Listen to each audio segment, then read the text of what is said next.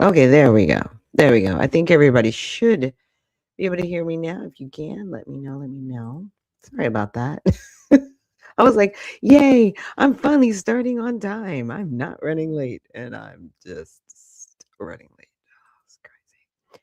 Okay, but anyways, good morning. I'm glad that everybody is here with me this morning. And I know everyone's like, yeah, now you can hear me. I know technology, right? It's great. Maybe not. Like, okay, this is what I need to do. I need to move my little bit of lighting out of the way. You just notice, yeah, I do I do have light happening. There we go. Sorry about that. I thought by, putting it closer to the camera, it'd be good, but my camera's like really good, so it catches everything. Like everything? Yes, everything. It's really crazy. But like I said, it's good at the same time. So, with that, let's jump into our kids' corner. Thing. Games, bikes, and a robot chef. But he always said, I'll do it later. Homework, help, or even brushing. Later never came. One morning, Zevi promised his dad he'd finish his school project, but instead he spent the whole day playing with drones and holograms. That night, Zevi dreamed his toys vanished and clocks laughed at him. He woke up confused, but still didn't touch the project. Tomorrow, he whispered. One afternoon, Zevi found out the project was due that evening. He rushed to work, but nothing made sense. His later had caught up with him. Zevi didn't finish in time. He was sad. Dad didn't scold him. He simply said, time is your most powerful tool. Use it, and you'll build anything. From that day, Zevi set timers, made checklists, and said goodbye to later. He discovered when you respect time, it gives back something better, success. If you wait too long, time won't wait for you. Doing things now can open big doors tomorrow. Even the richest kid can't buy back time once it's gone. Yeah. So it's a nice way of saying procrastination, right? Don't put off today don't put off what you can do tomorrow today, right? Or something along those lines. You basically use your time wisely, right? And I even have to do that with myself because trust me, there are times like this weekend was crazy. I was just like, oh, I'm gonna have to cover all this stuff. And so I'm like trying to tap into it. But at the same time, I really try to decompress over the weekend because I know there's like lots of news I gotta handle, lots of stress, right? So it's that juggling act and it's that balancing act of being close enough to it without getting absorbed by it and then putting it together for you guys. So here in the morning, you're getting what you need, right, to continue on this path and journey that we're doing it together. So with that, let's start with honoring God with our body. And God, please guard our mind and our thoughts. God, help me to fix my thoughts as what is true and honorable and right and pure and lovely and admirable. So I will think about things that are excellent and worthy of praise. God, please help me protect my ears and help me to listen to your voice, God. God, help me to be quick to listen, slow to speak, and slow to become angry. God, please protect our eyes from sin's damage. God, I make a covenant with my eyes not to look lustfully. God, please speak life over our mouths. God, set a guard over my mouth. Lord, keep watch over the doors of my lips. God, please help my hands to serve generously. God, help me to do good to everyone, and especially to those who belong to our family in the faith. And God, please protect our reproductive organs. God, help me to honor you with purity. God, help me to honor you with my body. And God, please help my feet as we walk along my path. God, let your word be a lamp for my feet and a light on my path. And if you're new here, that's a prayer that we like to start out with every morning. It's changed a little bit.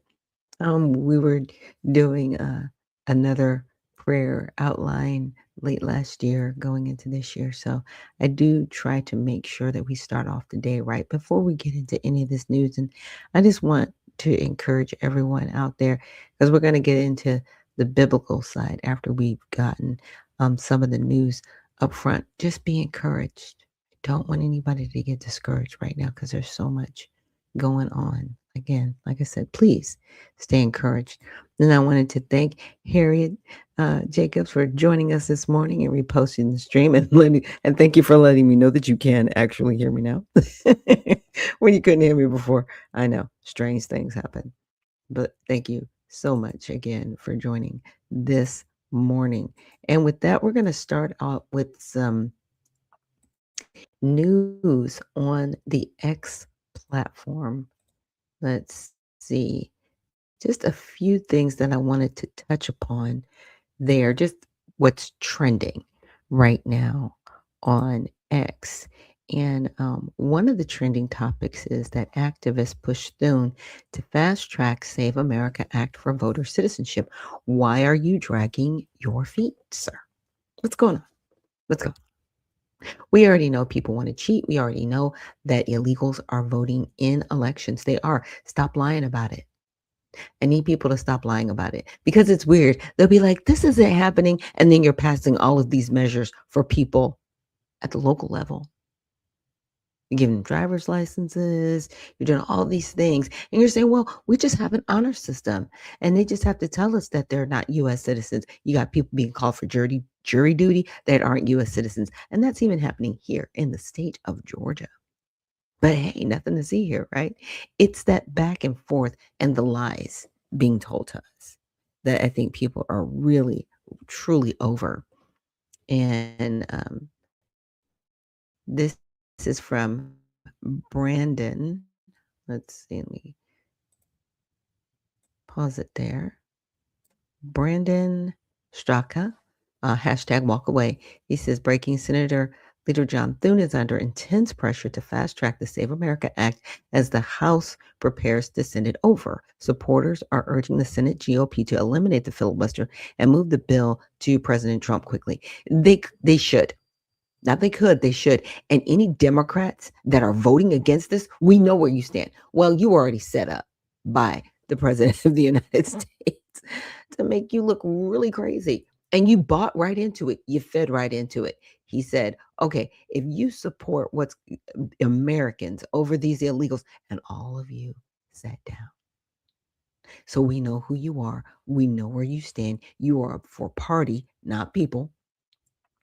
Completely obvious. This is who you are. And we know you don't care.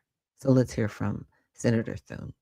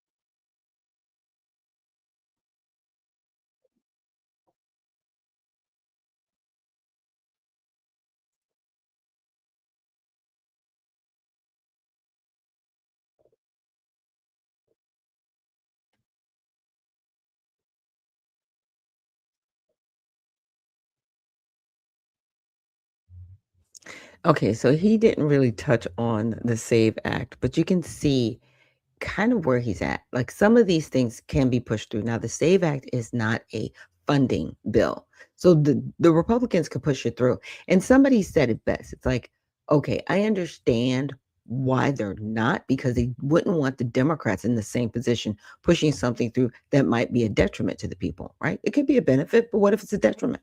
What if it isn't good for the American people, right? You want to have everybody's proper buy-in, but at the same time, this is just common sense because you're not enforcing the federal laws that are already on the books. This is what's crazy. No one here illegally should ever be voting. And if they are, they should be in federal prison along with the people allowing it.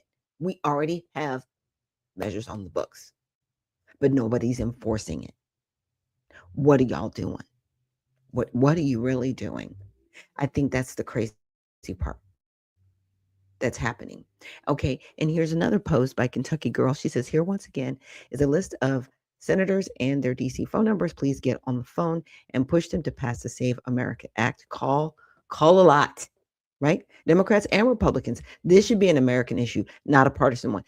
Exactly right. Exactly right. This is not a partisan issue. But here's the deal.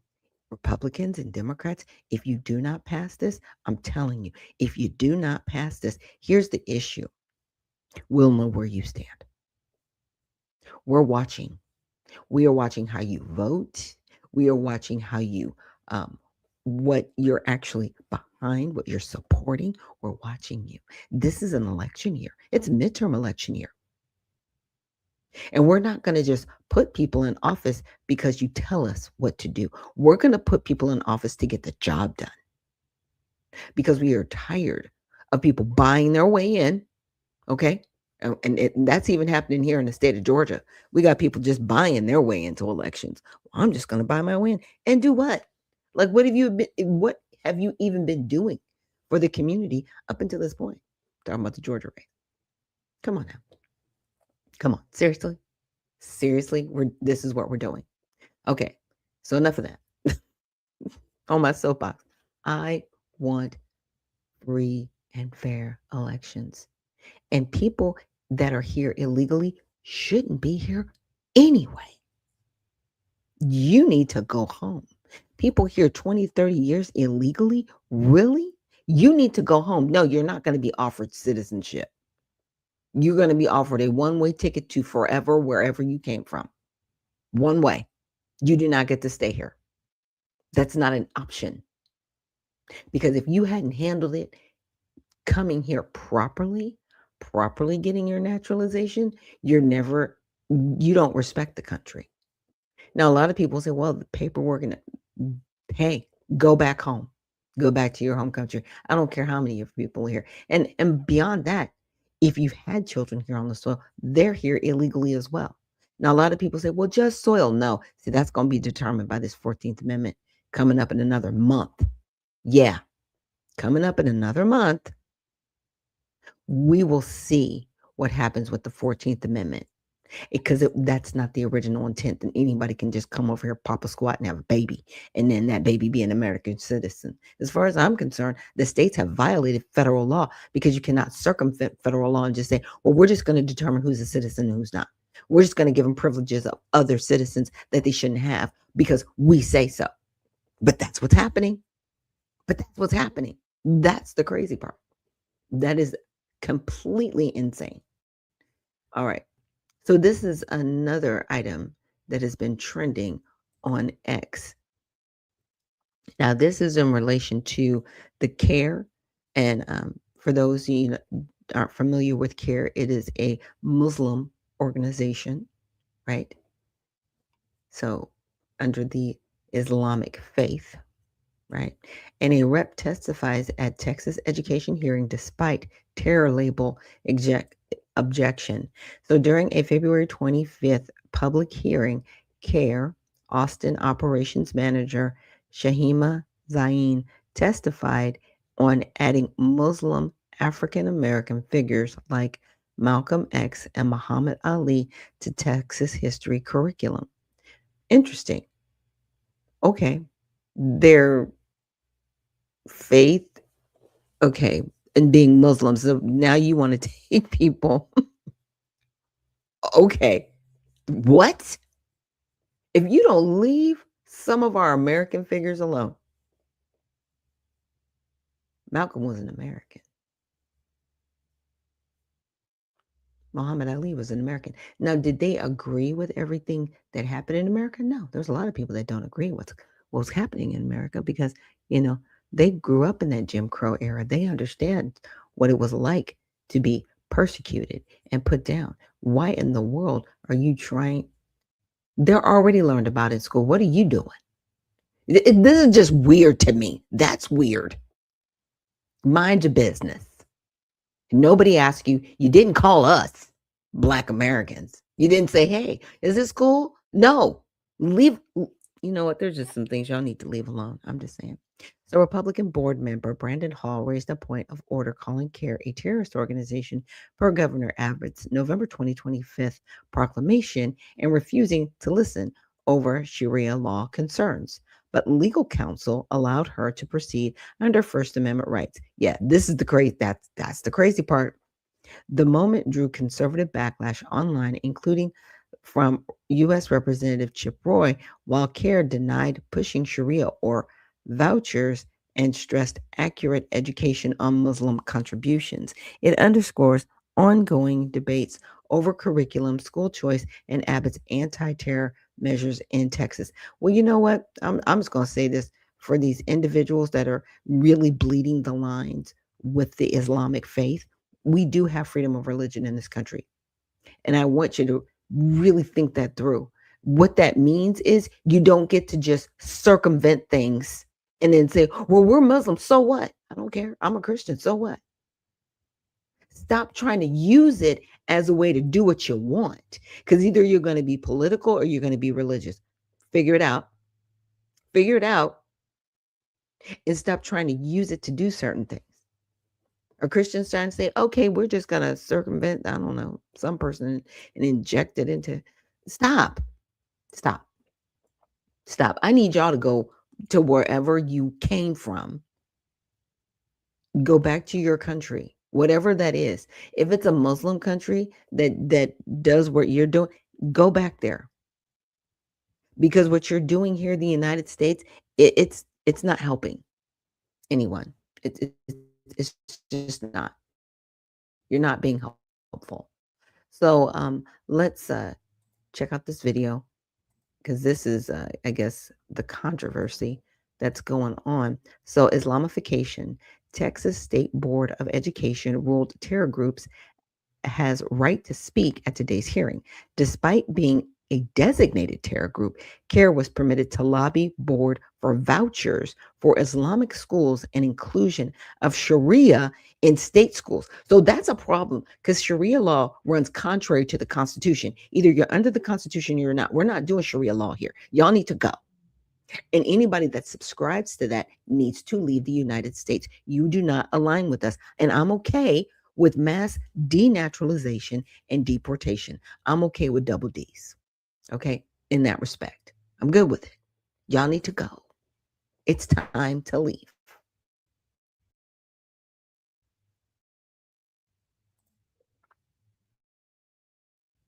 Okay. Let's get some sound going.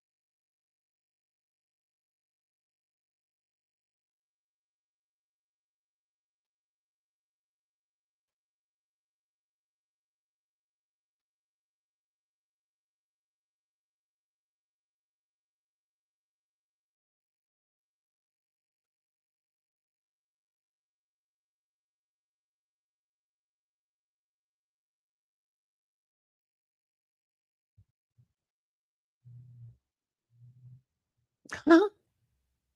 You heard the man. You heard the man. They are recognized as a terrorist organization. And everybody was just like, well, they still have a First Amendment right. Huh? Wow. We had people in my lineage, and maybe some other listening, they had rights and were still denied the First Amendment. What are we doing? But this is who people are. And this is why I got to show you. I know I can't get caught up because I do get a little bit in my feelings about it. I'm sorry. This is crazy. Okay. So, TikTok user describes hypothetical poisoning of Donald Trump's McDonald's order. What is wrong with you? You do realize the FBI is going to be at your house. Okay. Yeah, they're going to ping all of this. They're going to ping all of this. Okay, so the video from the user's name claims it's easy for an employee to access a marked bag and use undetectable compounds mimicking food poisoning drawn from alleged past incidents, including bodily fluids, which means they might pee, poop, other bodily fluids. Put it in your food. That's disgusting. Reports on X amplified outrage, with users tagging the FBI, Secret Service, and others demanding investigations and arrest, while skeptics noted Trump's secure protocols and personal chef. No responses have come from authorities or McDonald's as of early March 2nd, amid questions over whether the post crosses into threats. That is a threat. Okay, I don't eat McDonald's because I have a corn allergy, so I can't eat their food. But this is gross. So they, them, there's former McDonald's worker and a PhD chemist explains how easy it is to poison President Donald Trump's order, adding that all you need is to be employed at a specific location where he orders his food because it's marked for him, have access to undetectable compounds that cause symptoms similar to food poisoning, and have a background chemistry. Wow, that is really disgusting. That's just disgusting. I don't care who it is. Even if it was Biden, that's just no. That's just a no. Anybody. Like, what are you doing? You okay.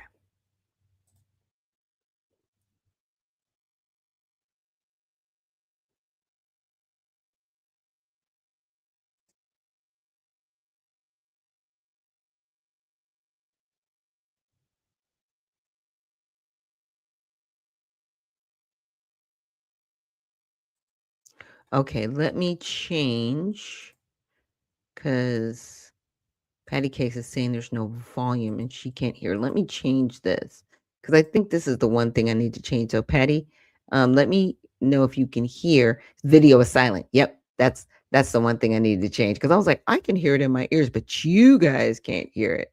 Got it, got it. Let's try that again. Sorry, y'all missed the care video. It's crazy. Let's try this. So apparently the reason why Trump eats so much McDonald's is because he's afraid of being poisoned, and he believes that it's nearly impossible for him to be poisoned with McDonald's food because it's fast food. It is incredibly easy to poison McDonald's food. I've seen it done before. I worked for McDonald's for over 10 years, and to poison Trump's McDonald's food, all you would need is access and employment at any McDonald's that fills his orders, because his orders are filled at specific McDonald's places and his orders are marked that they're for him. Access to undetectable compounds that cause symptoms similar to food-borne illnesses, and a background in chemistry. That's all you really need. And the ability to do it very, very sneakily, because yes, while his orders are being prepared, they are being watched. But I've seen people put their own bodily fluids in McDonald's foods. Not only is it easy to do that, but it's also easy just to tamper with the entire food system if you work for a factory that processes or produces the food that goes to McDonald's. And doing that would not only poison Trump, but everyone else. And that has happened too. Now, just because I know how to do it does not mean I have any intention or plans to do it. Do I have access to those kinds of compounds? Yes. Do I have a background in chemistry? Yes. Would I be able to get employed at one of those locations? Very easily if I moved there. Do I have the intentions of doing it? No, because it's just too much work, and it's just easier to wait for him to die of natural causes. He's already old. Please do not take this as anything for encouragement to do it. This is for educational and entertainment purposes only. It is extremely easy to poison fast food. I've seen it done. It is also a felony. I've seen people arrested for it. Well, you know, she's not wrong. She's not wrong. That it is extremely easy to poison fast food, basically because it's already poison. Let's just talk about how it's not food. Let's just start there. Okay. Let's just start with all the chemicals that it takes to make it look like it's actually food when it's not. Okay. I'm glad everybody can hear me this morning and everybody can hear the videos as well. It is a little bit different when I'm sharing from the screen, right? There's one other post that I wanted to share with you guys. Now, I don't want to say this is like a little bit out of context, but you know, we are going to get into covering some of the footage from Iran. And so I do want to share some of the footage that is coming out of Iran where they were actually celebrating in the streets, right? So streets are exploding with fireworks, cars honking nonstop, massive crowds dancing, cheering, and straight up celebrating the death of Islamic dictator Ayatollah Kamali. This gives Ilhan Omar the sads. Okay. That's from Gunther Eagleman. Now, this was on the 28th, so that was Saturday. Okay. And it is Monday. But yeah, people were celebrating in the streets, as you can see. They got fireworks going. So people in Iran are happy that this is happening. So, you know, from the footage that I'm going to show you guys, you're going to see that, yeah, there are a lot of people that are, you know, concerned about what's happening, you know, praying for those who have put their lives on the line for us in our military and have lost their lives. We are praying for them and their families, right? Because conflicts like this, when they're started, we don't know how they're going to end. And if the end result is to give people freedom, then if that is their end result, okay. Because we're not in the situation room. So we don't know everything. They can only keep us updated as things occur, arise, and what they're actually trying to do. So with that, let's, I wanted to check out this video. It's from Eric Stakelbeck on TBN. And he had some pretty good reporting. I'm not going to play the entire video because it's almost like a half hour. But I did want to play a few minutes into it just to give you guys a little bit more context and perspective from a different perspective. It is 2 a.m. in Tel Aviv, and the joint operation between the U.S. and Israel against Iran's regime continues. I'm Eric Stakelbeck. This is a TBN special report. Operation Epic Fury, that's what President Trump is calling it. Israel is calling it Operation Roaring Lion. We're wrapping up day 2 of this historic effort to, number one, depose Iran's regime. That's hopefully the end game here. But number 2, decimate Iran's nuclear weapons program. And more importantly, even perhaps at this juncture, its ballistic missile program. Over the next 30 minutes, we will bring you top experts, Middle East from DC and beyond, and unpacking what's happening in the world's most chaotic and strategic region right now and why it impacts you no matter where you live. Let's get up to speed right now. It's 7 p.m. here in Washington, D.C., and what we have today, some pretty major developments. Number one, we learned that 3 U.S. soldiers have been killed so far in this engagement. And President Trump spoke just a short while ago, and he said, look, there may be more casualties. That's the price that we have to pay here to once and for all eliminate the world's #1 state sponsor of terrorism, the Iranian regime. So we have 3 U.S. deaths, sadly. Number 2, earlier today, an Iranian ballistic missile struck Bet Shemesh just outside of Jerusalem in Israel. 9 people were killed in that Iranian missile strike. And just a short while ago, another Iranian missile fell just outside of Jerusalem. Several people were wounded in that attack. In the meantime, Iran also continues to launch missiles and drones at the surrounding Arab and Muslim nations like Qatar, Bahrain, and in particular, the United Arab Emirates. So things are heating up on that front. But here's the good news. The United States and Israel have had smashing success over the past 48 hours in decimating Iran's military capabilities. And of course, yesterday, the big one, the Supreme Leader Ayatollah Khamenei, he was killed in this joint U.S.-Israel operation. So Khamenei is no more. And also, you may remember a name, Mahmoud Ahmadinejad. Not too long ago, about a decade ago, he was the president of Iran, a notorious Israel hater, anti-Semite. He also was killed, we're hearing reports, in these engagements over the last 48 hours. So the question is now, how long does this all last? President Trump said, look, when he addressed the nation a short while ago, this could last for weeks.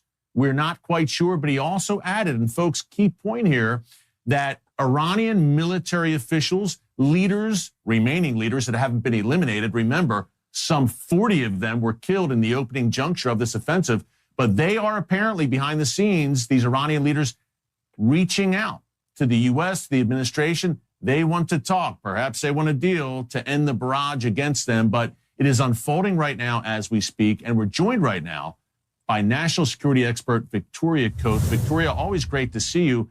Hey, you worked for President Trump, advised him during his first term, and I think a big takeaway here, peace through strength. We're seeing it right now, Victoria, in real time. Can you tell us a bit more about the total game changer, geopolitical and really historic game changer that Donald Trump has been, in particular in the second term? This has lasted, this Iranian crisis, through 7 presidencies dating back to 1979.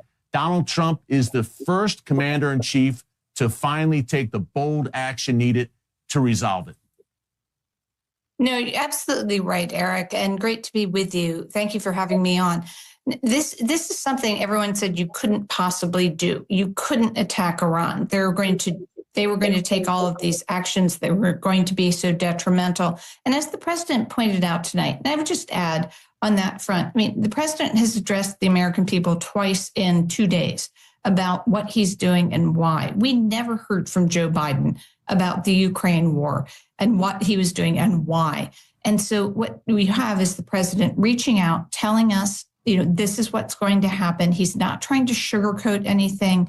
He, both on his first statement and then again tonight, talked about the possibility of casualties. Today, we had 3 casualties in Kuwait. We all mourn those heroes.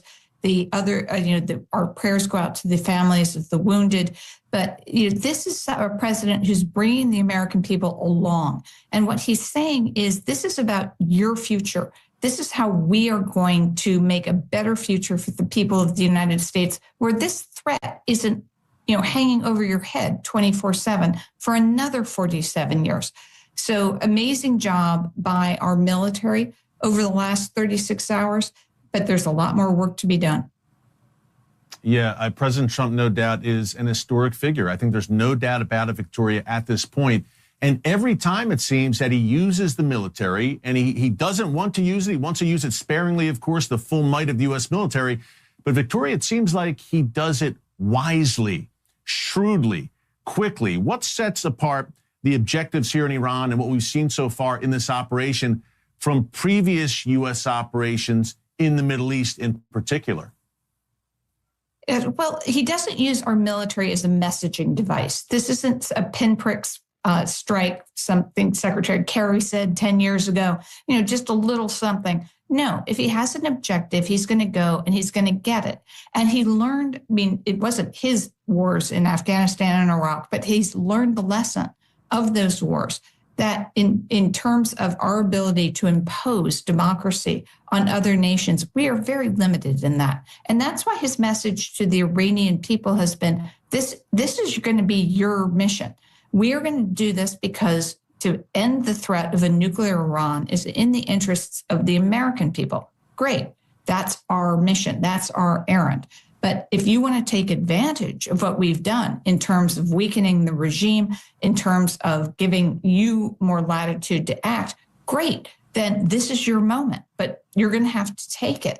So rather than our coming in with hundreds of thousands of boots on the ground to turn Iran into, Virginia, we're rather going to let the Iranian people do that once we have removed the threat to the American people. Yeah, the Iranian people have this golden opportunity now. We're praying they seize it.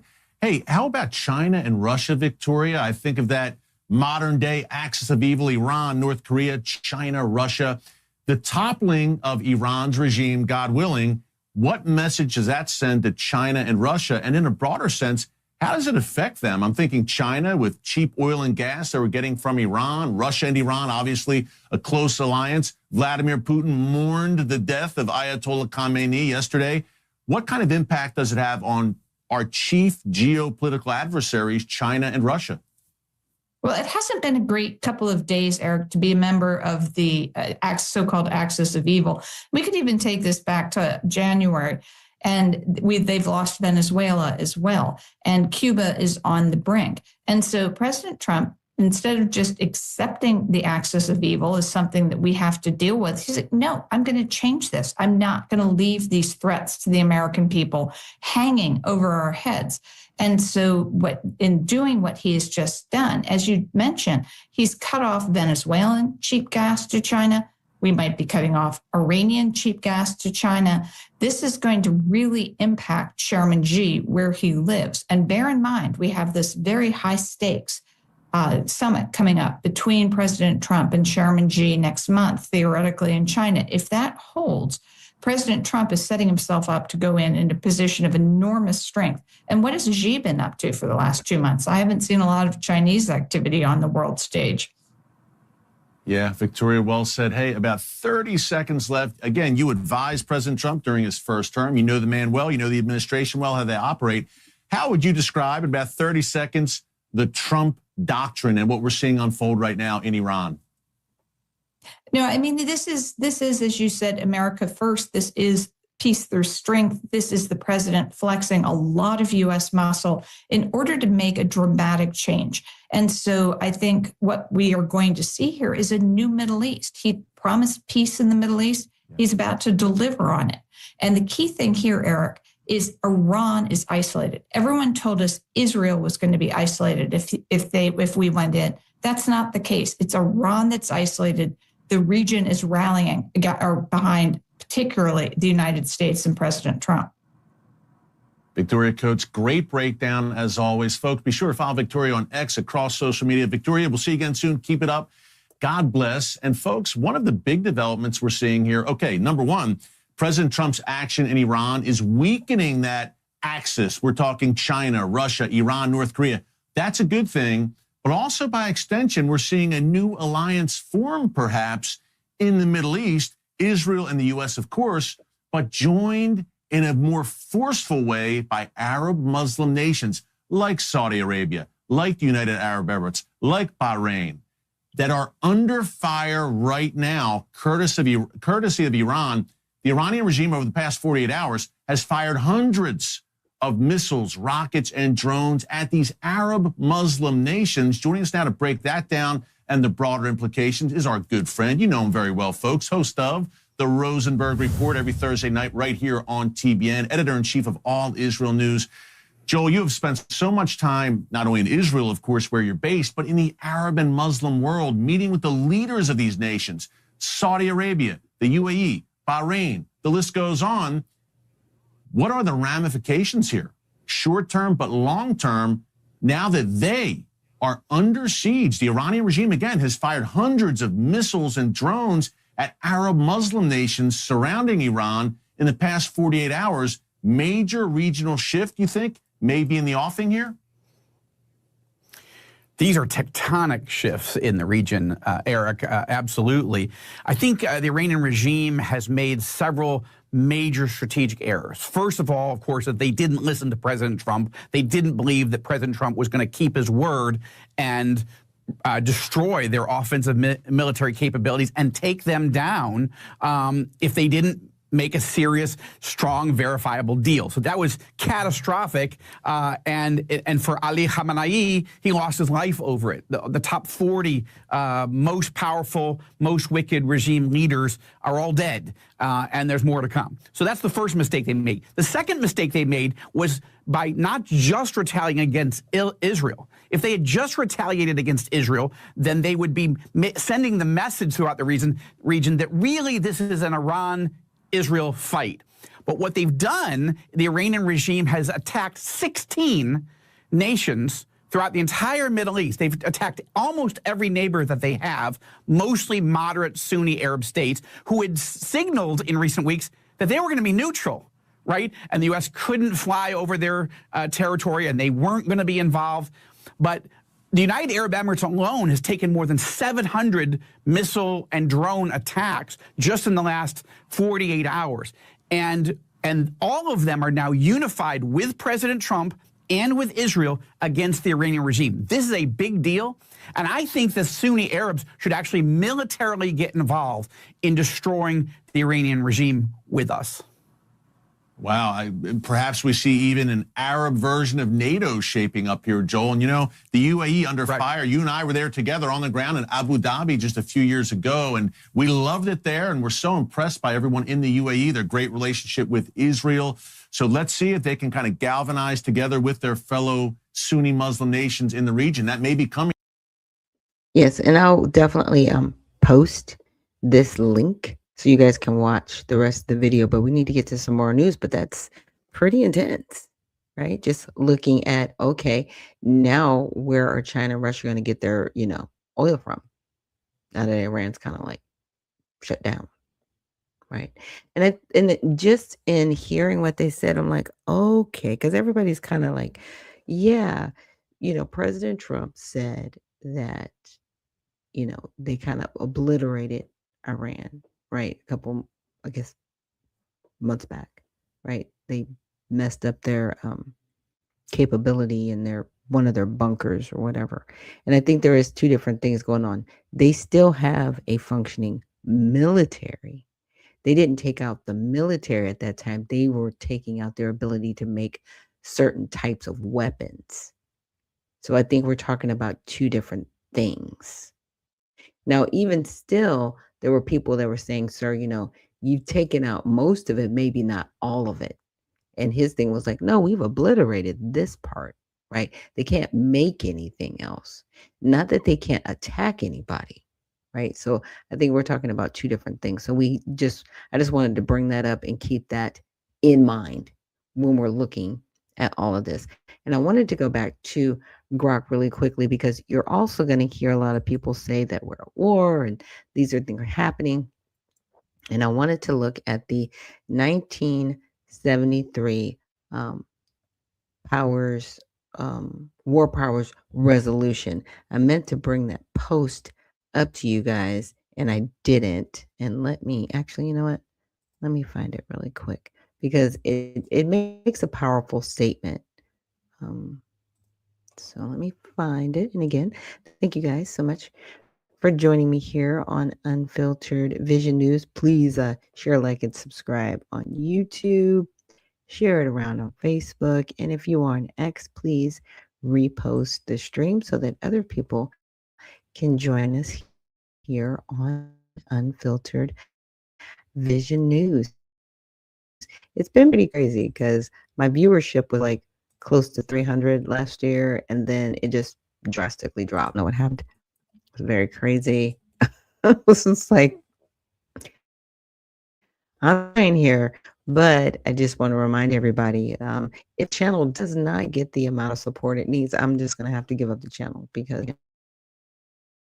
to continue to self-fund this channel. I definitely need the support of viewers and listeners out there. So I did put in the YouTube chat to go ahead and support the channel by going to unfilteredvisionnews.com. That is unfilteredvisionnews.com, where you can get the long form content of my shows as they are not available on YouTube, Facebook, or X after I take down the program. So again, thank you guys in advance for your assistance. And here's the post that I wanted to share with you. It says the War Powers Act of 1973, federal law, public law, 93-148, codified at 50 USC, well, Title 50 USC, sections 1541 and 1548, and it was passed by Congress and enacted on November 7th, 1973. The president doesn't need your authorization. Consult, yes. Authorization, no. So a lot of people have a lot of full outrage, and you'll see this picture floating around on social media. It says, I used ICE to deport 3 million Americans. At the same time, I bombed 7 countries, which happened without congressional approval. Where was your outrage then? I think they also took down Gaddafi during that time. Okay, I just wanted to see if there was anything else I was missing. Yeah, there were drone strikes. There was a lot of things going on under President Obama, and I think a lot of people forget that, right? They have selective outrage, right? The outrage is extremely, extremely selective, and it's very sad. And top of the morning, peace and blessings. JJ, thank you so much for joining us here this morning. And I do hope everybody can hear me okay. I did take myself off of mute. So, and I did change the way you guys can hear the actual, how should I say, programs and videos that I do share with you. So here we're going to outline briefly the 1973 War Powers Resolution and Presidential Authority. Okay, so the War Powers Resolution, also known as the War Powers Act, was enacted in 1973 to limit the U.S. president's ability to engage the country in armed conflicts without congressional involvement, addressing concerns from the Vietnam War era. Its purpose is to ensure that the president can only commit U.S. armed forces to hostiles with congressional consent, except in specific circumstances, right? Thereby fulfilling the Constitution's allocation of war powers between the executive and legislative branches. Okay, so here's the key provisions. Reporting requirements. The president must notify Congress in writing within 48 hours of introducing U.S. forces into hostiles or situations where hostilities are imminent. This report must detail the circumstances, estimated scope and duration, and the constitutional or legislative authority for action. Ongoing consultations with Congress are required until forces are withdrawn. Time limits. Without congressional authorization via a declaration of war or specific statutory approval, such as an authorization for use of military force, U.S. forces cannot remain engaged in hostiles for more than 60 days, plus an additional 30 days for withdrawal. Okay.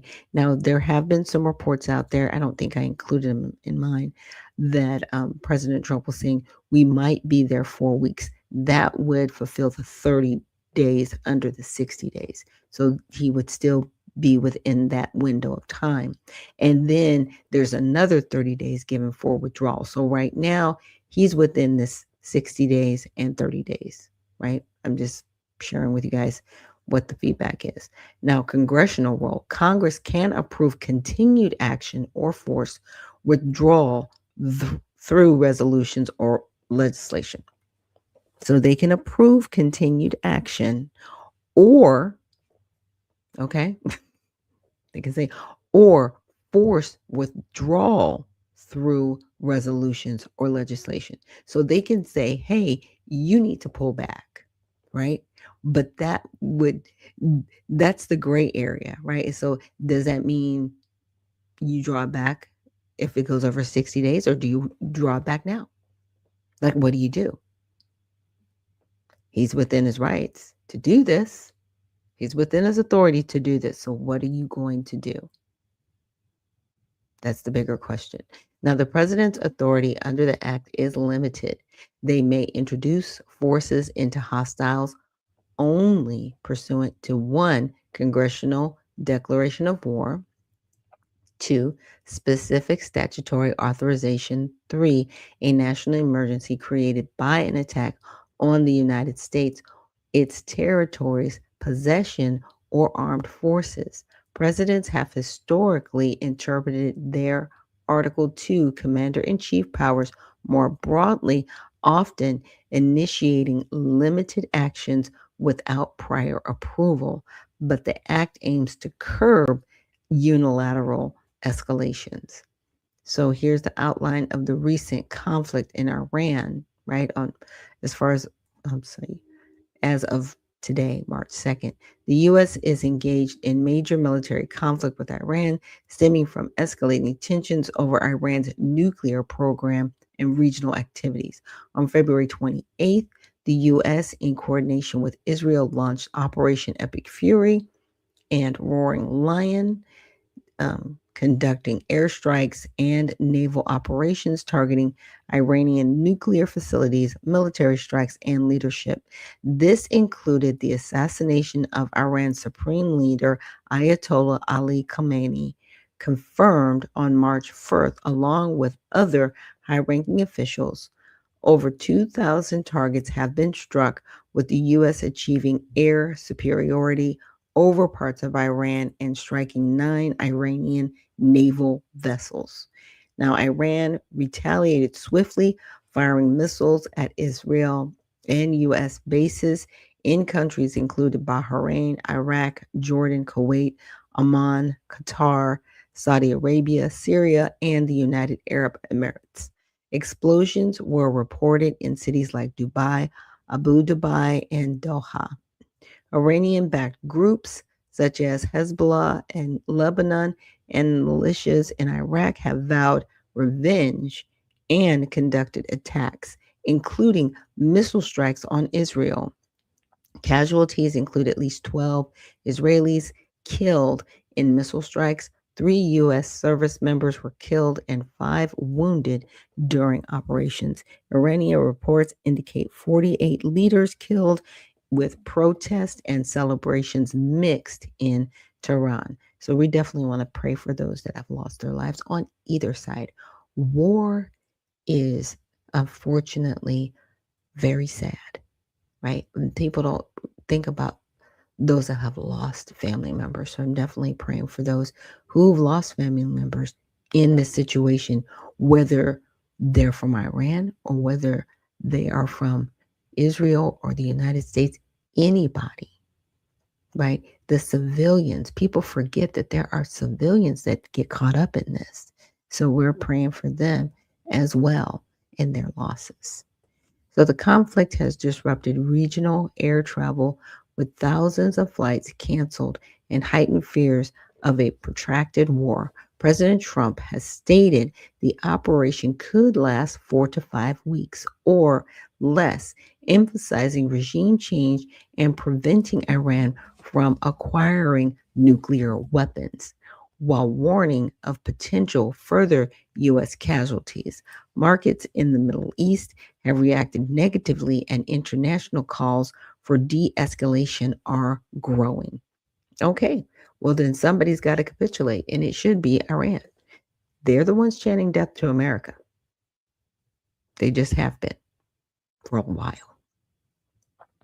Now, current president's authority in reference to the 1973 Powers Act. The current U.S. President, Donald Trump, initiated these strikes without prior congressional authorization, relying on his Article 2 powers as commander-in-chief to conduct operations in the national interest. He notified congressional leadership, including the Gang of Eight, ahead of time and submitted a formal war powers resolution report within 48 hours, describing the actions as necessary to counter imminent threats from Iran's nuclear and missile programs. However, the administration did not cite specific statutory authority beyond constitutional powers, and critics argue this violates the War Powers Resolution and Constitution's requirement for congressional approval for acts of war. Lawmakers from both parties have demanded a vote on war powers resolutions to restrain further actions, with proposals like those from Representative Ro Khanna and Thomas Massie in the House, and Senator Tim Kaine in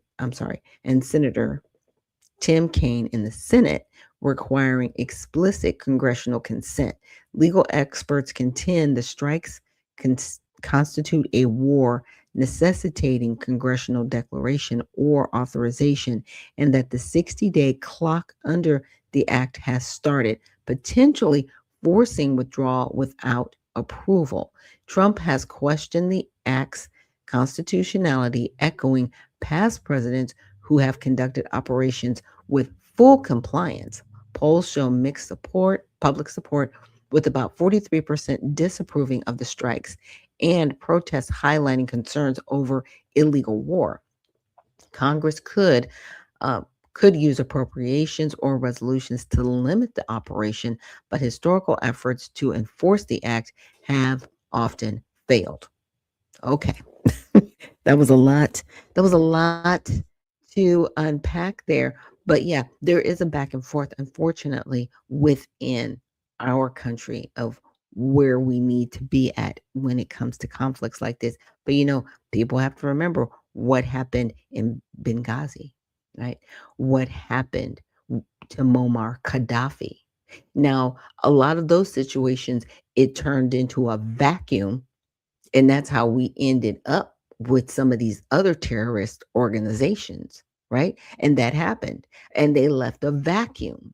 So what's going to happen in Iran?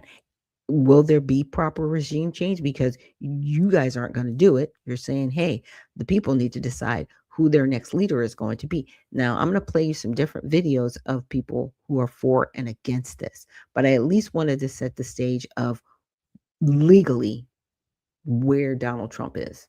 Now, is it a gray area? I see it as a little gray, because even though he's doing what he wants, what he's supposed to do, it depends on what Congress is going to do next, right?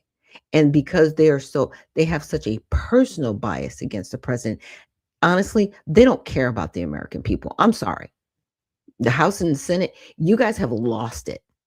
Both sides, Republicans and Democrats, you're not taking care of the American people. And we all see it, and we all know it, and there's no denying it anymore. You can't go back. You can't put this genie back in the bottle. But this is going to really be a true representation of what you do next. What are you going to do next? Are you going to say, okay, we have to withdraw the troops now? You will leave a vacuum, and that will create more terrorist activity, and you know it. And you know it. So you better do this right. You better sit down with the president and do this properly, because we do not need another vacuum. We do not need another Al-Qaeda, because that's what happened under Gaddafi. There was a vacuum that was left. Okay. And terrorist organizations sprung up. And that's why we're still here right now.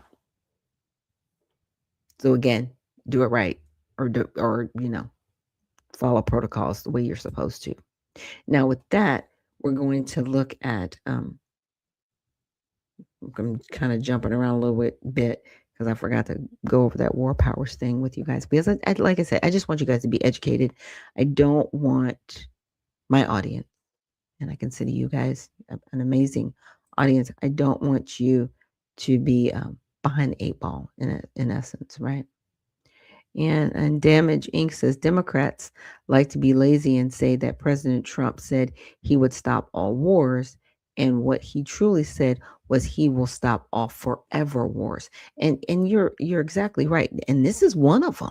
I mean, it's like every time you turn around, it's like, y'all fighting again? Y'all fighting again? Why are you fighting? Why are people chanting death to America? Why are you poking us? We're not even over there. Like, I mean, it's just this whole thing. And Spud says, we have the president we have now because the Democrats refuse to address the interests of Black Americans. Very true. Very true. Right. And with that being said, I look at what's happening in the conflicts, but I also look at what Iran's doing. So you said you're in conflict with Israel, then why are you bombing Qatar? What does Dubai have to do with this? Why are you messing with your neighbors?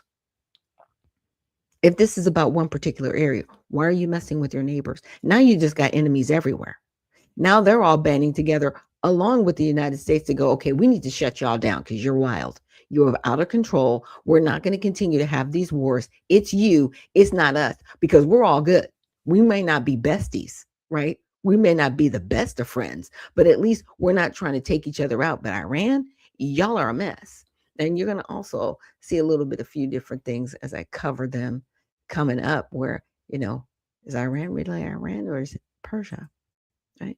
So let's get to this video with Alex Jones, and he's going to talk a little bit about the attack that happened in Austin, Texas.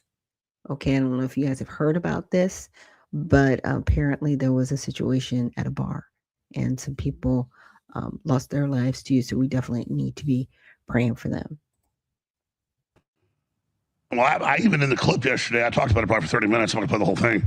I explained how I believe Texas would be the first target of Islamic Shiite terror.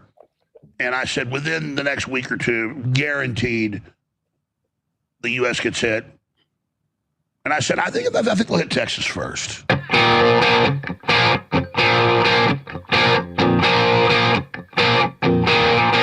Here we are yesterday at 1 o'clock, 2 o'clock, 3 o'clock, 4 o'clock. I'm not going to play the whole compilation. The crew did a great job. I just told them to give me one example off the show yesterday. And I think they got like 5 or 6 where I specifically explain why. And I only play this so you remember that I know what I'm talking about. And I've got all this quantum information that I feed in, and then I tell you what I'm really thinking. And I continue to, here's an example. Friday, I said, I believe they will strike at 6 p.m. Central tomorrow because it's dark over there by then, the middle of the night. And then we learned that the White House has admitted this, that the Iranians knew that we always strike at night because the systems are designed for that. And so they all met at the big Supreme Council building, the Ayatollah and the top generals, insanely in the day. And so they launched the operation right then. As soon as they saw the meeting start, and thank God it went on for a couple hours. I mean, if it was a successful mission, and they took them all out, dropping 30 bombs on them. And they killed the Ayatollah then. So there was the White House on Fox News, the general going, we were going to hit them about 6 o'clock, 7 o'clock U.S. time, but the president had the bold move. We were able to do it during the day, though it's more dangerous. We don't like to do that, but we couldn't miss this opportunity. I mean, I would have nailed it again at 6 o'clock Central, 7 o'clock Eastern, just because I could just see all the things lining up, all the numbers, the way the propaganda was working, the way the planes were all set up. It just, you can tell what's real and what's not. Because, Trump said he was going to hit a bunch of other times as part of negotiation. I said, Friday, this is not negotiation. We're hitting them. And all this other calculus that would take hours to get into went into me saying, I think there's going to be sleeper cell attacks, mass shootings, bombings, you name it. And I think Texas. And I said Houston, Dallas, Austin, San Antonio. And you have to understand, folks, I do this over and over again because this is what I do. So when I give you more approximations, not really predictions, but prime approximations, I think you should listen to me. But I guess people do, so why am I saying that? Let's go to the clip from yesterday afternoon, hours before the attack in Austin, down the road. If the Ayatollah is dead, this is a big deal, obviously. Very big deal. The Iranians said they would attack all of Israel's allies, which they've attacked, 8 countries now, blowing up apartment buildings, hitting U.S. bases, showing precision, sometimes not precision, other times. They've also said they would activate proxy sleeper cells here in the U.S., and then they have really professional groups out of any of the Muslim groups. Do you have any intel on that, on them launching terror attacks that if they do it, I think will make what we saw in Mexico last week look tame? Yeah, I've been asking about the sleeper cells. That's been my biggest concern. I've been asking DHS for a specific number in regards to the sleeper cells. How many have we captured so far? Because as you know, and as our viewers know, they've actually allowed thousands into this country under the Biden regime. And so now we're asking, well, how many of these people have you captured prior to all of this going down? Because I would assume you'd, before launching an attack, would want these people apprehended. They have not yet provided me with the official number as of yet.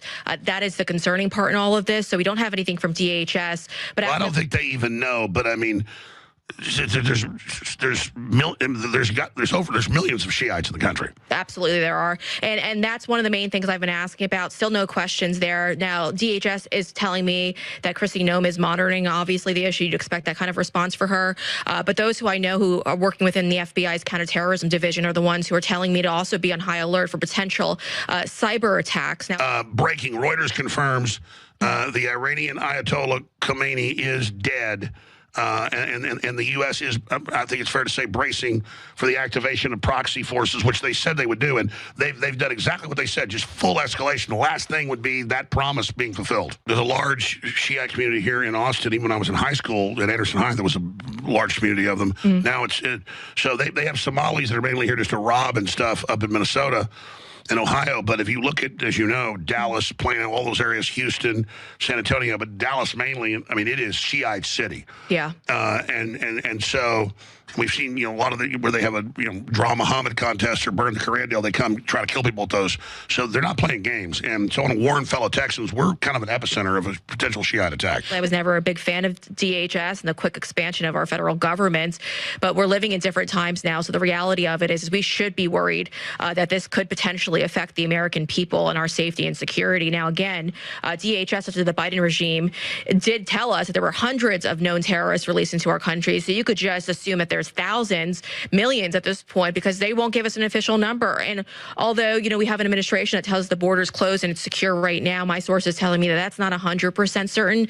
And keep in mind, it's not just the southern border. The majority of known terrorists coming into this country do, in fact, come from our northern border, and it's been open for years. I've been waiting for the latest numbers in regards to that, how many have been captured. But I think the last data that did come out was back in 2023, and it showed that, yes, in fact, that hundreds of known terrorists were brought into our country thanks to Canada. Now, Canada hasn't been doing a good job at manning their border with the United States as well, and I think that's the reason why President Trump has been so hard on them when it comes to the tariffs, because they don't take it seriously.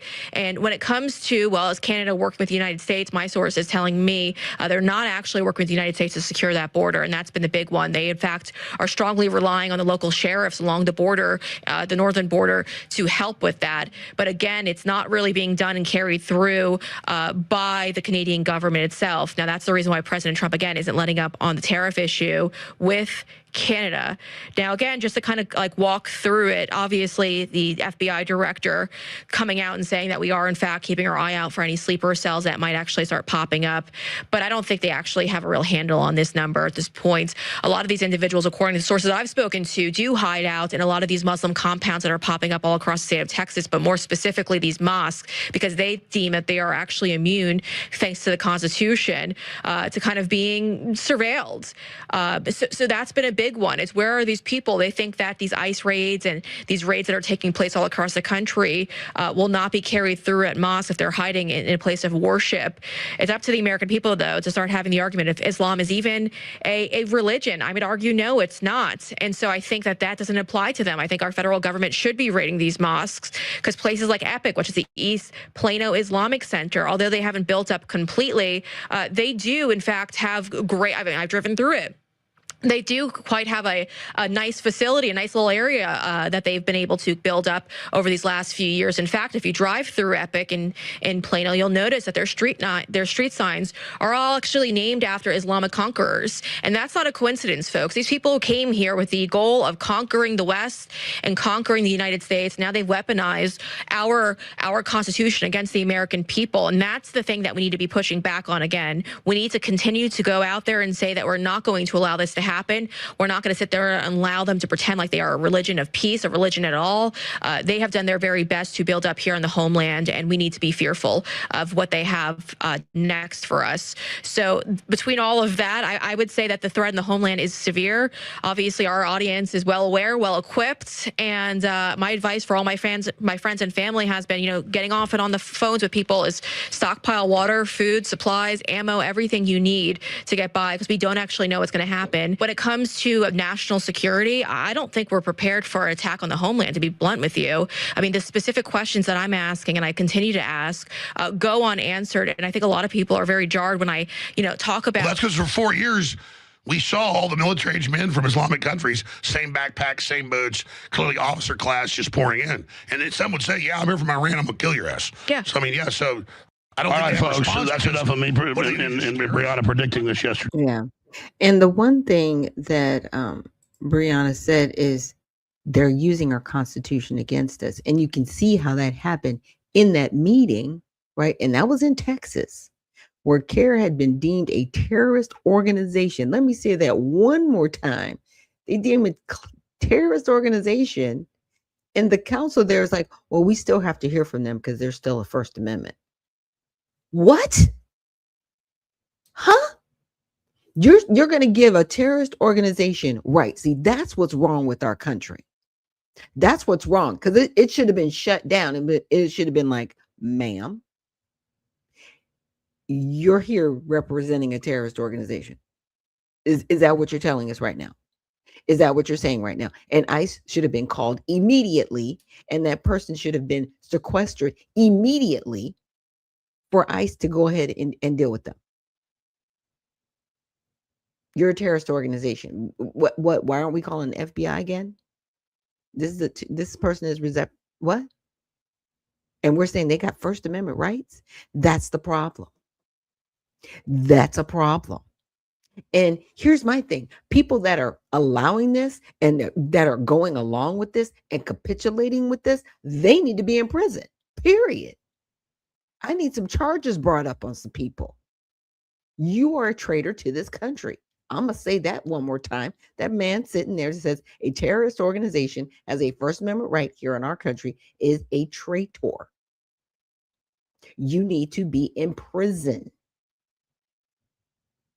That wasn't their First Amendment rights. They were there making demands. They weren't spouting their opinion.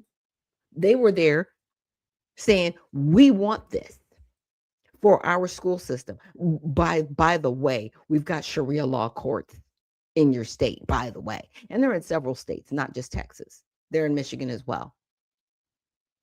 What are we doing?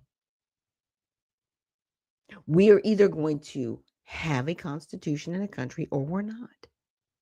And right now, I don't see that we are. Our country is definitely devolving. We need to pray without ceasing.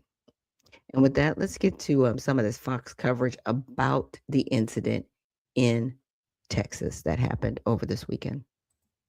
I want to bring this in now. I've been telling everybody about the Austin mass shooter, and now we have a picture. And this is what we're finding out per multiple federal law enforcement sources to our own Bill Malhusian.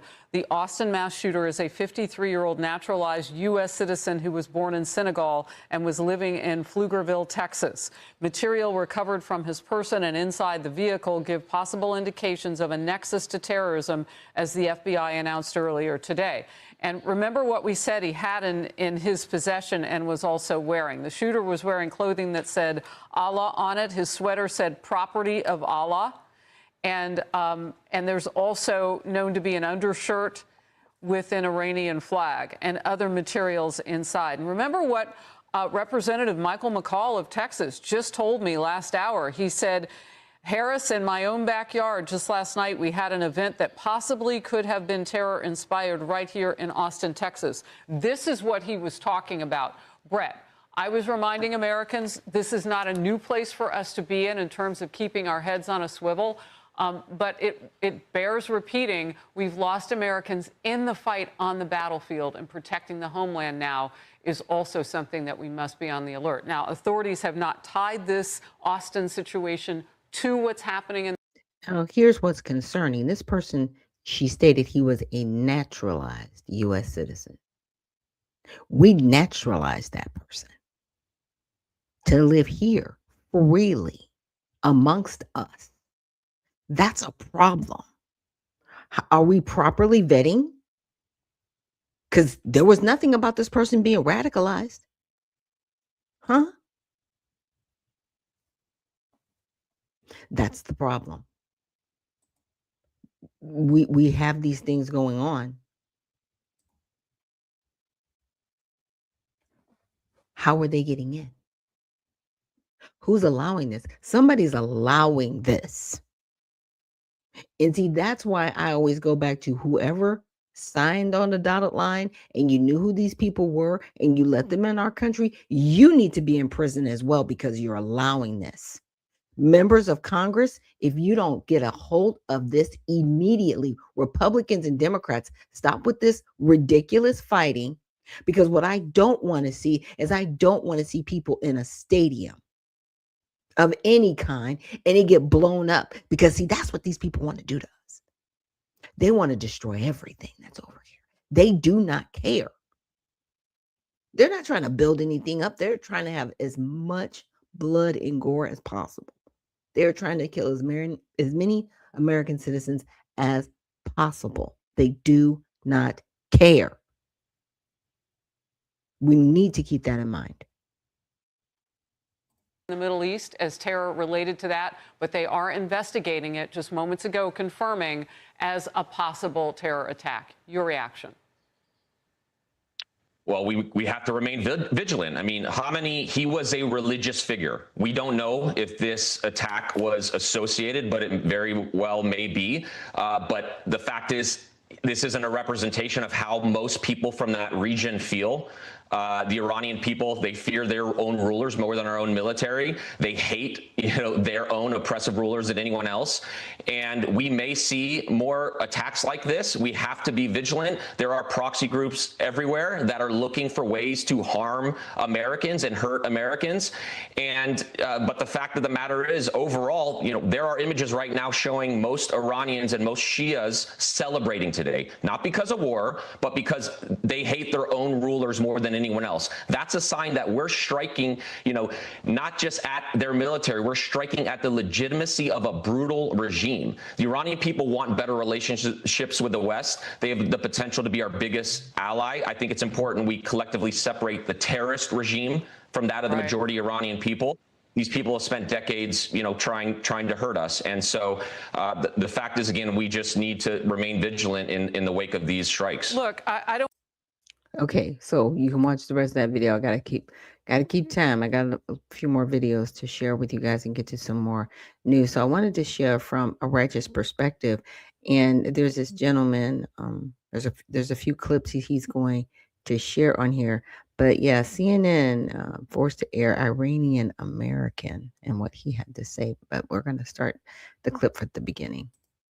Feeling when you see people that are supposed to be Americans fighting so hard for our enemies. I mean, I'm watching Democrats and liberals fight for our enemies.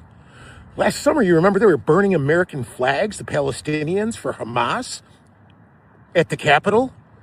And now I see these people crying about the Iranian regime being overthrown.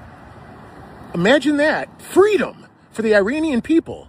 There's videos everywhere of them celebrating in the streets. But to a Democrat, that's a bad thing. Freedom is a bad thing. I just don't understand these people. I'm beginning to think that they're the enemy of the people of America.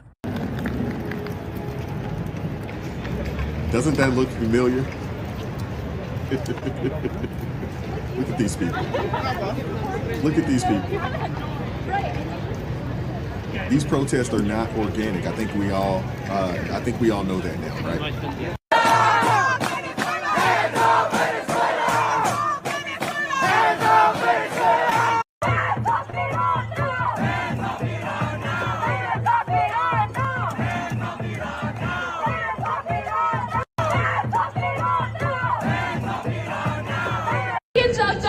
So I'm here with Jen and Sean. Hi guys. And we're in Times Square. There's a protest going on behind us. about what's happening with the attacks on Iran. Jem, you got a sign there. White men ruin everything, along with other things. Tell us, why are you here? What's your thoughts? We're sick of old white men like Donald Trump destroying the world. Plain and simple. I know not all white men are bad, but the ones in power today seem to really take the cake. And how about the old other men, like the Ayatollahs and others? Are they a problem? The who? The Ayatollahs and others, are they a problem? Who's that? I don't. Okay. Sorry. You don't know the Ayatollah in Iran? No. No. Okay. Oh, you mean the president of Iran? Or the president? Is Yeah. that? Oh, he's bad. Okay. And we do not like him. What's going on, everybody? Appreciate you guys pulling back up today. I got to do this video. I had to. These people are outrageous, man.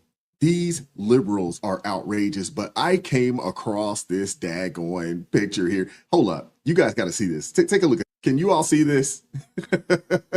It says the biggest threat to Western civilization: Russia, China, Islam, white liberal women with liberal arts degrees.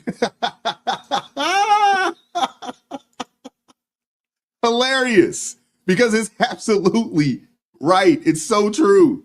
Oh my goodness, man. The jokes write themselves. This is crazy, man. These liberals are out of their minds, and they're showcasing on a day-to-day basis, week-to-week basis, month-to-month basis, on an annual basis, how wicked and insane they are and how anti-America they are.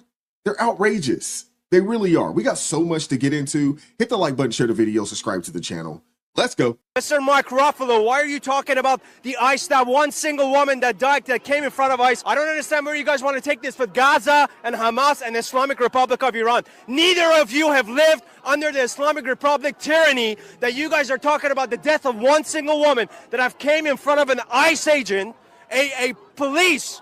And you guys are talking about, you guys have human rights. You guys have everything that you need in your life. We have been taken, our lives have been taken away from us. You guys have everything, and you guys once have one president in your country that wants the best for the people of America that have built the land for 250 years. America has a right to have a country. America has a right to have a country as much as Iranians have a right to have a country. So let's get the facts right here.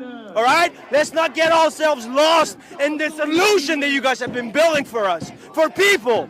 He's absolutely right. And I can feel his passion, because when you listen to these liberals, and we're going to get into it, when you listen to these people, they just let you know that they don't care about people. They don't have a compassion for people. They have zero empathy, and they're only out here to grandstand and gaslight.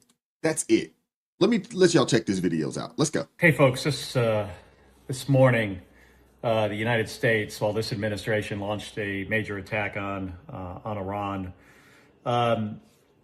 As I see this, hey, there's no real plan here. And often these things do not go the way people think they do, especially the people that don't serve in the military, like this president.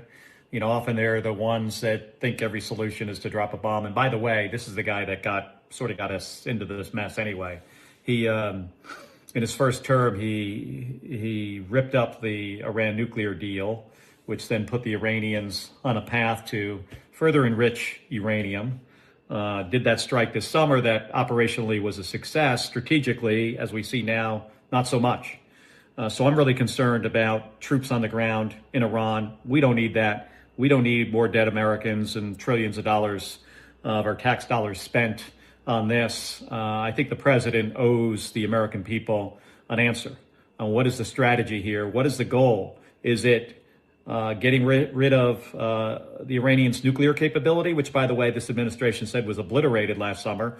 Or is it getting rid of ballistic missiles? Or is it regime change? We need an answer, and we need a vote in the United States Congress. Let's keep going.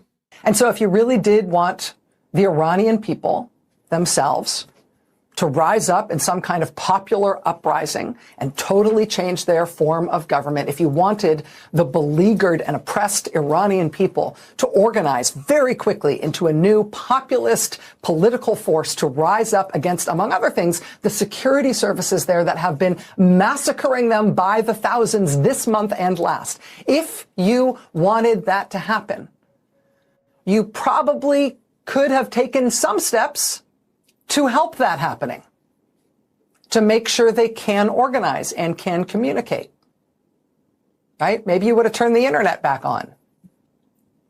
And when you, Donald Trump, in your baseball hat, proclaimed on that weird taped message today that the Iranian police and the security forces and the Revolutionary Guard must surrender, they must lay down their weapons, as Donald Trump said this morning at 2:30.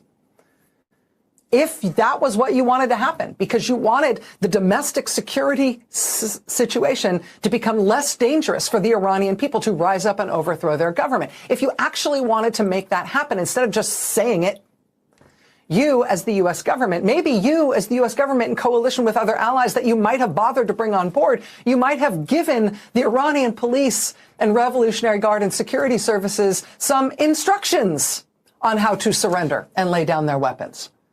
Some path to do that, which Trump did not. These are the stupidest people on the planet.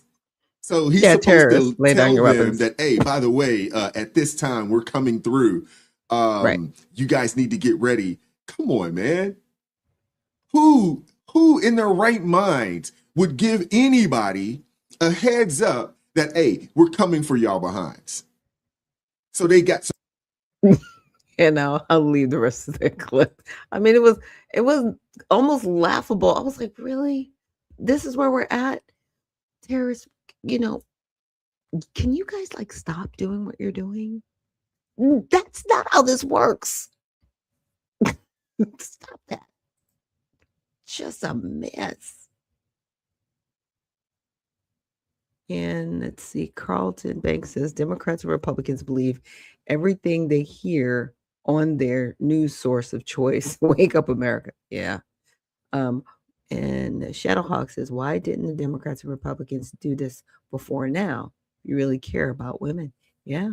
Poignant questions. It's like, you guys do have the ability. And it's weird because they're only triggered when it's something they don't like. But I'm like, the legislative body, you guys do have more control than the president to get things done. Now, there are things in his purview, under his authority. Absolutely. But there are some things that are under your purview and authority. And you're always behind the 8 ball playing catch up, as opposed to just doing the work that the American people want you to do. Like, I'm going to bring up the SAVE Act again. Really get the SAVE Act done and passed, but you're not going to do that because you still want to hold people hostage. Just admit it.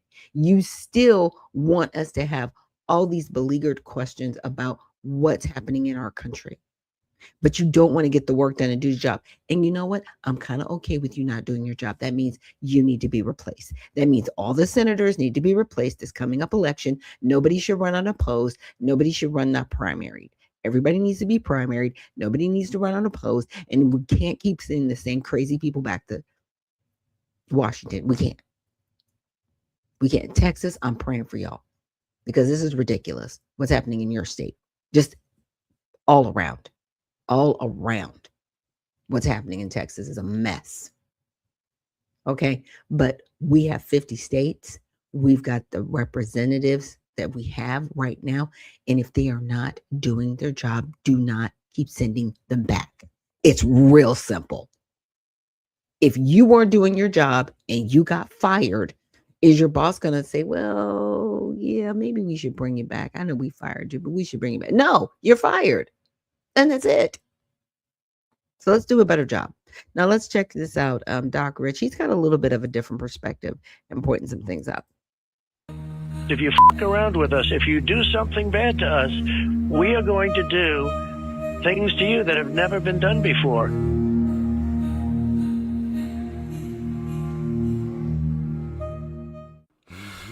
Uncle Trump isn't coming to play. He's not coming to play. Now, I'm sure you guys have been bombarded with these videos of Iran and everything else. I get it. But I want to talk about it from a little bit of a different angle, because there has been something that has been going absolutely viral. And that is, not only is Trump receiving some backlash from Democrats, which we already knew was going to happen. The Democrat strategy is oppose anything and everything that Trump ever does or says. So we understand that. But he's getting some flack from some Republicans as well. And I find it quite interesting, and we're going to dive into it here in a second. All right, but I want to play a couple of clips for you guys to just show you how the people of Iran actually feel. Now, let me see here. Where's that video clip? I want to play this video clip from CNN. This clip is from the middle of the night in Iran. Check it out.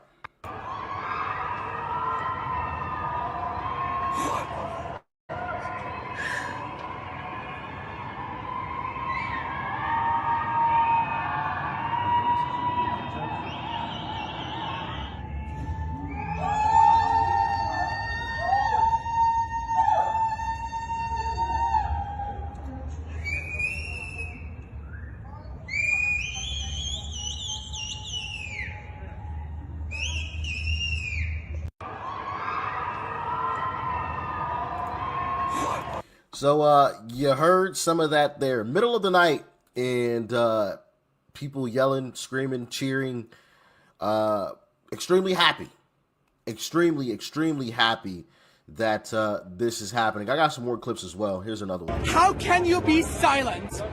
This is not okay. I'm no longer going to support Democrats. You Iranians, none of you should support Democrats. I'm honest. Honestly, I'm livid. I'm livid. I'm done with them completely. Just acknowledge the truth. Islamist Marxism is a terrorist entity. 90 million Iranians held hostage for 47 years because of your silence. American people, this is not about being politically correct.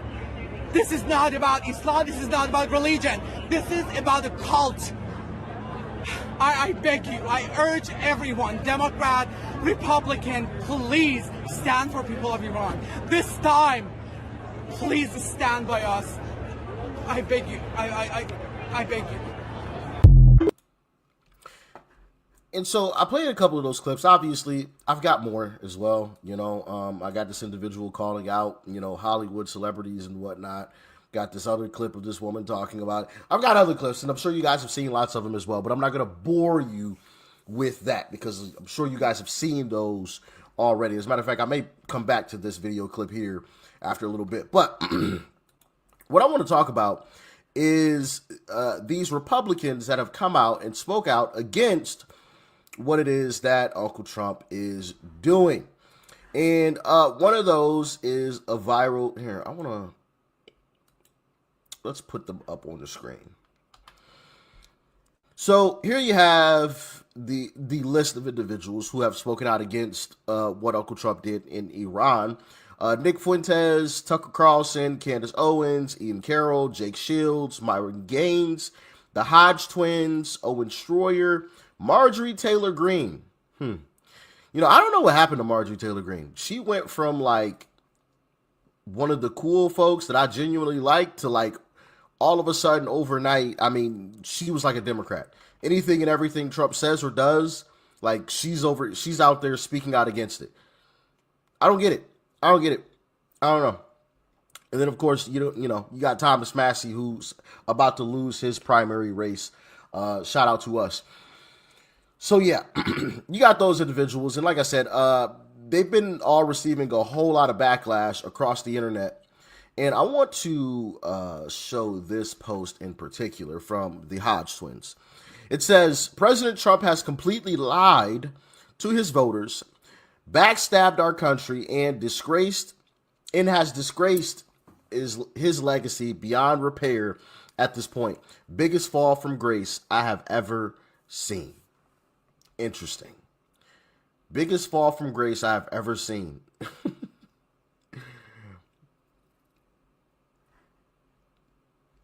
Like this whole comment section, did y'all get kidnapped or someone else doing your post? Eat a bag of, I'm sick of you two. Is showing like, actually watching you fall is eye-opening. I support my president. I think we will all be okay. Sigh. I get you make money off of rage bait content, but it's ironic that you have to lie in order to try to paint Trump as a liar. Holy crap, what happened to these guys? So they've been receiving a whole lot of backlash across the internet. And apparently I've been losing a lot of followers. And this is what I have to say about it. I don't mind what it is that they have to say. I don't agree with it. Trump has, hold on, let me go back to it. Trump has backstabbed us? How?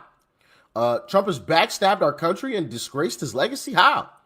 Trump, every promise that Trump made, he's either kept it or he's doing his best to keep it, right? At the end of the day, he's not a dictator, and I understand that we have people like John Thune, Susan Collins, amongst others, Mitch McConnell, right? We got Thomas Massey, we got Dan Crenshaw, Tom Tillis, amongst others, who literally push back against him. So what is he supposed to do? He signed a record number of executive orders. A record number of executive orders. He's done his job. He's put pressure on them publicly. He called John Thune out at the State of the Union address. Called him out. He said, we can't let that happen, John. Called him out. So what else is he supposed to do? I mean, we gave him the House, we gave him the Senate because we wanted him to push through his agenda. He's attempting to do that. But it's people that we elected that are slowing him down. That's our fault. That's not his. So again, how is he backstabbing us? What, because he took down the leader of Iran? And it just so happened that that's what Israel wanted to do? Because a lot of what these folks are saying is that we're basically Israel's puppets, right? Which I don't necessarily believe, but let's play along with it. Let's say that we are Israel's puppets. Would you rather be Israel's puppets or China's? There's a question for you, because we all know the Democrats would sell us out for they'd sell us out for China in a heartbeat, right? Here's another. Yeah. Yes, and I'll let you review or check out the rest of Doc Rich's video. But a lot of stuff that he's pointing out is not wrong. But now you're starting to see the MAGA conflict, right? And here's what happens when you induct an ideology within your party. When your party is based on ideology and it's not based on a movement, this is what you get. I'm just telling you, this is where we are. And this is even on the Democratic side. It's a bunch of ideologies and beliefs and feelings. And stop it, because all of your emotions are making horrible long-term decisions. Horrible. Okay? Stop making long-term decisions in an emotional state. We, the American people, we deserve better. And if you can't do your job, then you need to be out of office.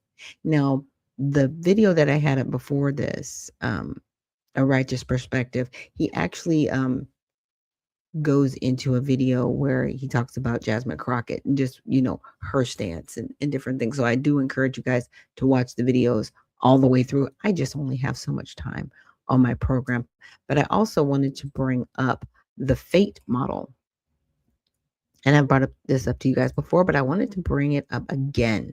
So the fate model is most commonly referred to as a psychological and behavioral influence framework developed by Chase Hughes, a behavioral expert, author, trainer in areas like persuasion, interrogation, and human behavior. It stands for focus, a focus and novelty. Humans prioritize and respond strongly to things that capture attention, especially anything new, unexpected, or salient. Okay. Authority. We are wired to defer to perceived and credible leaders or experts for survival reasons. Tribe. Belonging to a group or aligning with us-them dynamics strongly shapes decisions and loyalty. Emotion. Strong emotional triggers, fear, love, fear, anger, love, etc. override logical and drive behavior. So this model explains core entry points into the human mind for influence, persuasion, sales, compliance, and even manipulation based on evolutionary survival mechanisms passed down from ancestors, right? So the current events as of March 2026 can indeed be analyzed and related through this lens, as the model is designed to describe how people respond to real-world stimuli, especially in high stakes or uncertain times. So here are major ongoing themes and events often align with or exploit the fate elements. So for the focus and novelty, many current stories dominate attention through novelty or shock value. Rapid developments in AI advancement, long ongoing debates, fairness, ethics, and models from groups like Microsoft, Fate Initiative, biotech breakthroughs, or sudden geopolitical shifts. Media and social platforms amplify novel or breaking items to hijack focus, making people more receptive to messaging. Authority, trust in institutions, experts, and leaders is heavily tested right now. Events involving scientific announcements. Tribe polarization remains intense in politics, culture, and online communities. Emotion, many events trigger strong feelings like fear, anger, or despair. Okay. Now, in essence, yes, the fate model is highly applicable to interpreting why current events unfold the way they do and how people react. It frames them not just as isolated news, but as triggers hitting deep psychological levers. Okay. I just wanted to bring that up because it's the way things are being done. There's so much news, but it's the way it's being done, and we need to stay focused and very hyper vigilant. Very hyper vigilant. So, lastly, I wanted to bring up this video, and this is from a righteous perspective. This is a pastor. I think it's called, oops, I have to find it. The Lion Community or something like that. I've seen him before, but I'm not super familiar with his complete platform. But he's been played. Like I said, I've played some of his videos before. So we're going to check him out and check out his perspective, right?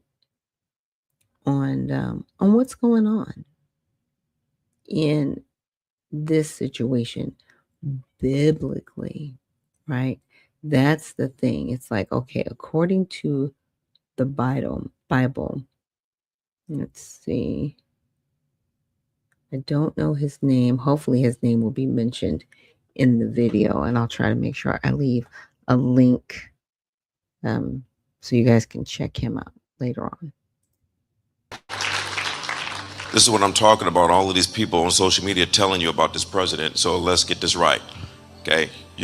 How many know that it's wise that if somebody keeps threatening you and says, as soon as I finish building this machine gun, I'm going to empty it on your house. And you watching them build a machine gun and they tell you, as soon as I'm done, I'm going to empty it on your house. How many know it might be wise for you to hit them first? Anytime you got the country that is one of the most craziest countries, Iran pushes. We're not talking about the people, it's government.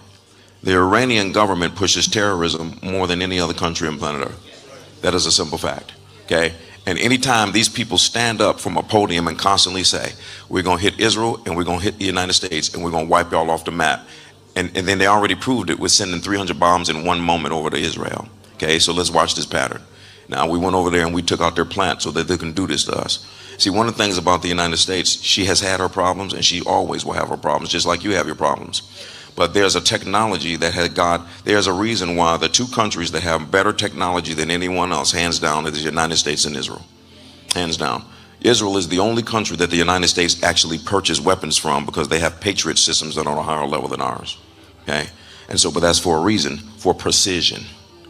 The enemy doesn't care where he hits you. But with people that are godly or righteous or trying to be careful, they have precision. So that's why he told them, so he did that with Iran, okay? And then the people, what they don't show you on the news is the Iranian people were rejoicing, okay? Then you know that we had a situation in Nigeria where they were killing all those Christians. So he went over there, sent the special forces over there and wreaked havoc on these fools and killed them. The Nigerian people were rejoicing. They called me. Then he flew over to Venezuela and picked up the president of Venezuela. Flew him by the Statue of Liberty to show him what freedom looks like. Threatened Colombia and said, you next, you better watch your behind. Okay? But then went back to Venezuela and threatened them and says, I will drop more bombs on you if you don't let go of those 800 pastors that guy put in jail. See? You see this pattern of every time he goes into something, you see three things. He goes in, the media talks about him like a dog. but the people rejoice after he makes the decision. The Iranian people have been in straight bondage for decades. Their government recently has been killing its own citizens in large numbers. They do not let the gospel in, and they shut down the internet so that the people could not send out messages to around the world. Look at what our government is doing to us. How many know we got CIA? We got CIA operatives around the world. They probably, some of them here right now. And so you can't hide from us. And so Donald Trump said, okay, that's it. That's it. He said, these Iranian people have been crying for freedom for a long time. So they hooked up with Israel, and the Holy Ghost told me, he said, this is not about bombs. He said, this is about the people, he said, who will get saved as a result of evil being suspended. Okay? There are some instructions God can't tell men because they don't have the ability to listen. They will rather listen to their denomination or their political persuasion or listen to their whatever. Holy Ghost, he made that clear. He said, we do things in threes. He said, the Israelis are going after the men. He said, Trump is going after the machines. He said, you all go after the demonic forces that are behind it all. The purpose of the church, everything you see in the movies is speaking of something good or evil or in between. And so, excuse the example, but most of you saw Doctor Strange. And there was a scene in Doctor Strange where the Avengers, met the guys, these, whatever you call them, wizards, whatever. They met them and they said, who are y'all? And they said, I'll never forget this. They said, you all deal with the physical threats that you can see. They said, we are the ones that deal with the mystical threats that you can't see. And in this planet, there's always the natural threat and there is the invisible threat that is empowering the physical threat. You understand what I'm saying? What's going on, everybody? Appreciate you guys pulling up today. We got to check this out, man. I want to play this snippet here from Pastor Turnbull from Lionheart Church. You guys got to see this. I watched this yesterday. I watched the sermon throughout yesterday. I did not know that this was where he was going with this. And to be honest with you, this is not what the actual sermon was about. This was the beginning. And I'm just guessing that this is what the Holy Spirit put in him to tell us, those of us that were watching, those there and those online that were watching. But I thought it was phenomenal and I wanted to bring it. Yes. And I definitely encourage you guys to watch the rest of it. And before and the broadcast, I just wanted to get back to here because I did ask, I said, with the current events with Iran have been discussed in Bible prophecy, can you list the related passages, right? And so here are the primary passages frequently cited in discussions of Iran, Persia in relation to current or end time events. Because see, here's the thing, that's who Iran is. They are Persia. We call them Iran now because there was like a rebranding and a name change, but it's Persia. Okay. Now, Ezekiel 38 through 39, specifically with Ezekiel 38:5, this describes the future invasion of Israel by a coalition led by Gog of the land of Magog, often interpreted as Russia or a northern power, including Persia, explicitly named as an ally, Cush, Put, Gomer, and Beth Togarmah. Many interpreters see modern Iran, Persia, as part of this northern alliance that will attack a peaceful Israel in the last days, only to be supernaturally defeated by God. The key verse, Ezekiel 38:5, Persia, Cush, and Put are with them. All of them will shield and helmet. This is the most commonly referenced passage for Iran's role in end-time prophecy, with recent events like alliances or conflicts with Israel seen by some as setting the stage. Jeremiah 49:34 through 39, and it's just pointing out key verses, not trying to take it out of context, guys. Behold, I will break the bow of Elam, the mainstay of their might, but in latter days I will restore the fortunes of Elam, declares the Lord. So I will definitely link this in the repost of the show so you guys can go through it. Also mentions of Daniel, and that is what the pastor that I just showed you guys, that he goes further into. And it says, some see symbolic ties to modern Iran's resurgence or challenges from Western powers, the GOAT as Greece in the West. Okay. So there are mentions of Persia in the Bible, but it's Iran. And so a lot of this is playing out biblically. So this isn't just, whenever we see things going on, it's never just man. It's always spiritual. It's always been spiritual. This is about us in the spiritual realm, whether you like it or not, whether you see it that way or not. We are spiritual beings and we have free will. But the one thing I see that they're trying to do to our free will is they're trying to get us to give up and just kind of go, oh, I'm just tired. I don't want to anymore. That's still free will. Understand that. Just because you say you don't want to participate, that's still free will not to participate, not to stay in the battle, stay engaged, stay in the fight, right? Now, I admit it can be challenging, right? And it can be overwhelming, but that's where you have to pray and ask God to give you discernment, right? To not get caught up on the emotional part of it, but stay vigilant and stay focused, period. Because giving up is still where they want us to be.